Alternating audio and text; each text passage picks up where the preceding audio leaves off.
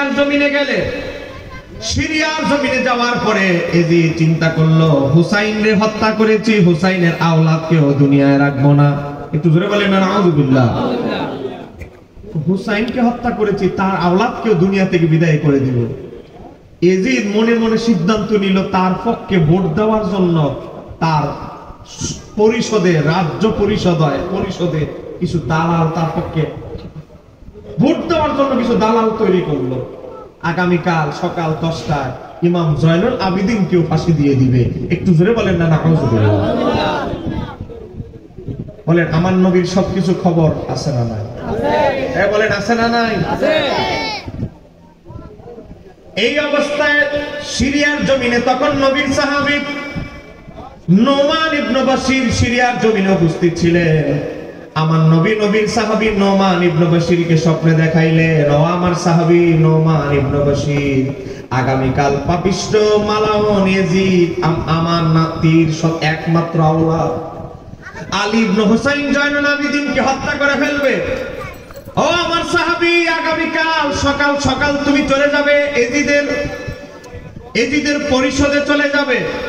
এজিদের পরিষদে কি যে কোনো মূল্যে হোক আমার নাতি হুসাইনের একমাত্র আওলাদ জয়নুল আবিদিনকে যে কোনো মূল্যে তুমি হেফাজত করবে।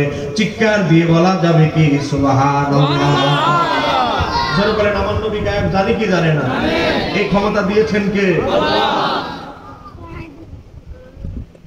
নোমান ইবনে বাশির আগের দিন রাত্রেবেলা স্বপ্নে আমার নবীকে দেখলে, আমার নবী সব কিছু বিস্তারিত রাত্রেবেলা যখন বলে দিলেন, নোমান ইবনে বাশির এজিদের দরবারে যাচ্ছেন। অলরেডি মজলিস শুরু হয়ে গেছে, জয়নুল আবিদিনকে হত্যা করবে, বিল তো পাস করতে হবে, সরাসরি তো বিল পাস করতে পারে না। এবার আসেন দেখেন কি এসেছে। তখন কতিপয় অভিশপ্ত লোক, আমি যদি একটা লাইন কমা বাড়ায়া বলি, আল বেদায়া ওয়ান নেহাত নাম্বার খণ্ড 365 পৃষ্ঠা, তখন কতিপয় অভিশপ্ত লোক বলল, আমিরুল মুমিনিন, এজিদকে বলতেছে আমিরুল মুমিনিন। আমরা কখনো সুন্নি মুসলমান এজিদকে আমিরুল মুমিনিন বলে বিশ্বাস করি? আরেকটু ধরে বলেন বিশ্বাস করি? এবার আসেন, আমিরুল মুমিনিন এজিদকে বলতেছে, পরামর্শ দিচ্ছে তার দালালেরা, এজিদের দালালেরা, আমিরুল মুমিনিন সাপ মেরে তার বাচ্চাকে ছেড়ে রাখা নিরাপদ নয়। সাপ মানে ইমাম হুসাইন, বলে সাপটা মেরে ফেললেন আর সাপের বাচ্চা ছেড়ে রাখবেন? সাপ মেরে সাপের বাচ্চাকে ছেড়ে রাখা নিরাপদ নয়। আলী ইবনে হুসাইনকে, ইমাম জয়নুল আবিদিনের অরিজিনাল নাম আলী ইবনে হুসাইন, আলী ইবনে হুসাইনকে শেষ করে দিন, তাহলে আর হুসাইনের কোনো বংশ অবশিষ্ট থাকবে না। একটু জোরে বলেন না নাউযুবিল্লাহ। শুধু হুসাইনকে হত্যা করেছে এখানেই শেষ নয়, ইমাম জয়নুল আবিদিনকে হত্যা করার জন্য অলরেডি এজিদ যখন প্রস্তুতি নিচ্ছে, এমন অবস্থায় আমার নবীর সাহাবী নোমান ইবনে বাশির হুট করে ঢুকে গেলেন। ঢুকে গিয়ে বলেন, এজিদ তুমি থামো, আমি তোমাকে একটু পরামর্শ দিচ্ছি। তোমার কান ভারী করার জন্য তোমার কুপরামর্শদাতার এখানে অভাব নাই। আমি তোমাকে একটা সুপরামর্শ দিতে এসেছি। আমি রাসূলুল্লাহর সাহাবী নোমান ইবনে বাশির, নবীর সাথে অনেক যুদ্ধে আমি অংশগ্রহণ করেছি। আল্লাহর হাবিবের সাহাবী হিসাবে আমি বলছি, তোমার আশেপাশে যত দালাল আছে এগুলো একজন নবীর সাহাবী নয়, আমি নবীর সাহাবী, আমি তোমাকে পরামর্শ দিচ্ছি। তখন এজিদের শরীরের ভিতরে কম্পন ধরে গেল।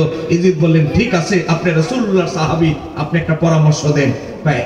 তখন নোমান ইবনে বাশির বললেন, নোমান ইবনে বাশির নবীর সাহাবী বললেন, আপনি চোখটা বন্ধ করে বিবেকের সাথে আপনি একটা রায় দেন। কই কি রায় দিবেন?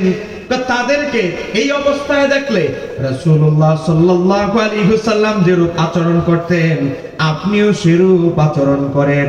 আমার নবী যদি তার আওলাদদেরকে এই দুরবস্থায় দেখতেন, নবী যেই সিদ্ধান্ত নিতেন আপনিও সেই সিদ্ধান্ত নেন। একটু জোরে বলা যাবে কি সুবহানাল্লাহ? বলেন, নবী কি তার আওলাদকে কখনো ফাঁসি দেওয়ার হুকুম দিতেন? বলেন, গর্দান কাটার হুকুম দিতেন? এজিদ বুঝে ফেলেছে। এখন নবীর সাহাবী পরামর্শ দিয়েছে, আর এগুলো হলো সব দালাল। এখন এই যে দালালদের পরামর্শ কিভাবে সাহাবীদের পরামর্শ ডিঙ্গায় রাখে, এজিদ তখন পেরেশানিতে পড়ে গেলেন।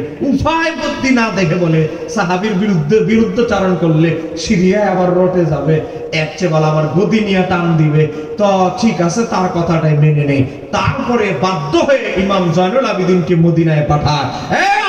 এজিদপন্থী হুজুরেরা দেখো, ইমাম হুসাইনকে নয়, শুধু ইমাম হুসাইনের নিরপরাধ সন্তান ইমাম জয়নুল আবেদিনকে যে এজিদ হত্যা করতে চেয়েছিল, সে এজিদ কশিনকালেও মুমিনদের আমির হতে পারে না, মুসলমানদের ইমাম হতে পারে না। চিৎকার দিয়ে বলেন ঠিক কিনা? এখানে শেষ নয়। আহলে বাইতকে কতটুকু কষ্ট দিয়েছে একটু গভীরভাবে লক্ষ্য করেন। এই দেখেন, এজিদের সামনে ইমাম হোসাইনকে বলা হয়েছে সাপ। কি বলা হয়েছে? সাপ মেরে সাপের বাচ্চাকে ছেড়ে রাখবেন। এজিদকে বলতেছে সাপটা মেরে ফেললে না, সাপের বাচ্চাটা বাঁচায় রাখলে এই সাপের বাচ্চাটা বড় হবে, হয়ে আপনাকে সবর মারবে।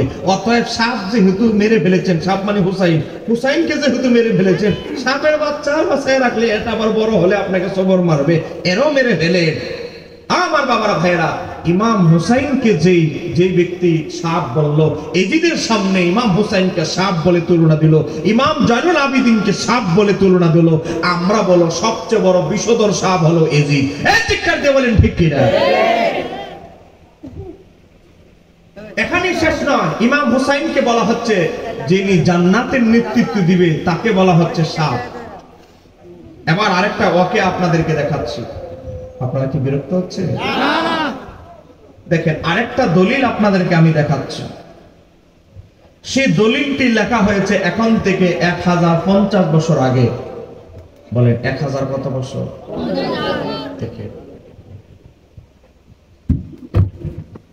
এই যে দেখেন আমার হাতে ইতিহাসের কিতাব।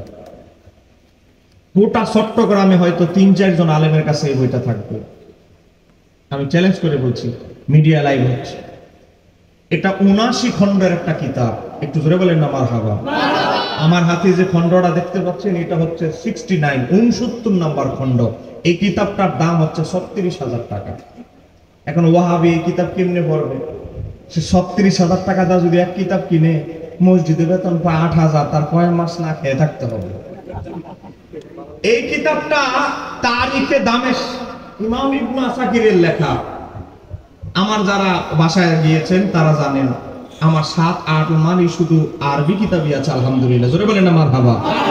এগুলো রাখছি কিসের জন্য জানেন? ওয়াহাবিরা বাহাসের চ্যালেঞ্জ দিলে তখন বুঝেন না 19-20 না, একেবারে 20-20 দিয়ে বুঝাই দিব। একটু জোরে বলেন না মারহাবা। এই ইতিহাসের কিতাবটা এটা 69 নাম্বার খণ্ড, 169 পৃষ্ঠা থেকে আপনাদেরকে বলছি। কারো সন্দেহ লাগলে যাওয়ার পরে না, থাকতে ধরবেন, ছবি তুলে আপনার বড় হুজুরের কাছে পাঠাবেন। কিতাবের কভারের ছবি, ভিতরের ছবি, সব ছবি পাঠাবেন। এবার আসেন, ইমাম হুসাইনকে যখন শহীদ করা হলো, ইমাম হুসাইনকে যখন কারবালার ময়দানে শহীদ করা হলো, এক প্রকার দালাল ওবাইদুল্লাহ ইবনে জিয়াদ পাঠাইছে, তাড়াতাড়ি যাও সিরিয়ায়। কি হুসাইনকে তো খতম করে ফেলেছি, আমার পক্ষ থেকে এজিদরে জানায় দাও। 2 জন লোক পাঠাইছে, ওবাইদুল্লাহ ইবনে জিয়াদ এজিদরে ইমাম হুসাইনের, আমরা মুমিনরা বলি দুঃসংবাদ, আর এজিদের কাছে সুসংবাদ, এটা জানানোর জন্য। এবার আসেন, ইয়েজিদের একজন দাত্রী মহিলা ছিল যে এজিদকে ছোট কাল থেকে লালন পালন করত। দাত্রী, টাকা দিয়ে লালন পালন করত। সেই মহিলাটার নাম হচ্ছে রায়া। সেই মহিলা বলে, এই কুলাঙ্গারে আমি ছোট কাল থেকে লালন পালন করেছি। এই কুলাঙ্গারের খাস কামরায় 2 জন লোক আসলো কুফা থেকে। দেখেন, তার দাত্রী মা বলতেছে এজিদের, এই কুলাঙ্গারের কাছে আরো 2 জন কুলাঙ্গার আসছে। কোথায় থেকে? কুফা থেকে, ইমাম হুসাইনের মৃত্যুর সংবাদ শোনানোর জন্য। দেখেন, ইমাম ইবনে কাসির তারিখে দামেস্কের ভিতরে লিখতেছে, ওই রায়া নামক মহিলা বলতেছে, দাখালা বাদু বনি উমাইয়াতি আলা ইয়াজিদিন। বনি উমাইয়ার কয়েকজন লোক এজিদের কাছে আসলো, এজিদের দরবারে আসলো। ফাকালা, আয়েশা বলতেছে, আবশির ইয়া আমিরুল মুমিনিন, ইয়াজিদকে বলতেছে ও আমিরুল মুমিনিন, সুসংবাদ গ্রহণ করেন, সুসংবাদ গ্রহণ করেন। বলে কিসের সুসংবাদ? বলে ইমাম হুসাইনের শাহাদাত। এটা কি মুমিনদের জন্য সুসংবাদ না দুঃসংবাদ? আরেকটা আসতে বলে, এ হুসাইনি প্রেমিকরা ঘুমায় গেছেন নাকি? বলেন ইমাম হুসাইনের শাহাদাত এটা মুমিনদের জন্য সুসংবাদ না কষ্টের সংবাদ? আর ইয়াজিদকে বলতেছে, ফাকালা বলতেছে আবশির, সুসংবাদ গ্রহণ করেন, ইয়া আমিরুল মুমিনিন, হে আমিরুল মুমিনিন সুসংবাদ গ্রহণ করেন। ও কিসের সুসংবাদ রে? কি সুসংবাদ নিয়ে আসছো? ও সুসংবাদ হচ্ছে ফাকাত আমকানাল্লাহ আমকানাকাল্লাহু মিন আদুবিকা ওয়া আদুউল্লাহ ওয়া আদুবিকা, আপনার শত্রু এবং আল্লাহর শত্রু ইয়ানি হুসাইন ইবনে আলী, তাকে দুনিয়া থেকে চিরবিদায় করে দেওয়া হয়েছে। একটু জোরে বলেন না নাউজুবিল্লাহ। ইমাম হুসাইন কি আল্লাহর বন্ধু না শত্রু? পিছনের বাইরে বলেন, ইমাম হুসাইন কি আল্লাহর বন্ধু না শত্রু? আল্লাহর বন্ধু। আর এজিদের দরবারে চর্চা হচ্ছে আমিরুল মুমিনিন আবশির, সুসংবাদ গ্রহণ করেন, ইয়া আমিরুল মুমিনিন, হে আমিরুল মুমিনিন আপনি সুসংবাদ গ্রহণ করেন। ফাকাত আমকানাকাল্লাহু মিন আদুবিকা আদুবিল্লাহ ওয়া আদুবিকা, আল্লাহর শত্রু এবং আপনার শত্রু হুসাইনকে দুনিয়া থেকে বিদায় করে দেওয়া হয়েছে। ইমাম হুসাইন আল্লাহর বন্ধু, আল্লাহর বন্ধুকে যারা আল্লাহর শত্রু বলে, কশিন কালেও সে এজিদের দালাল, এজিদ মুসলমান হতে পারে না।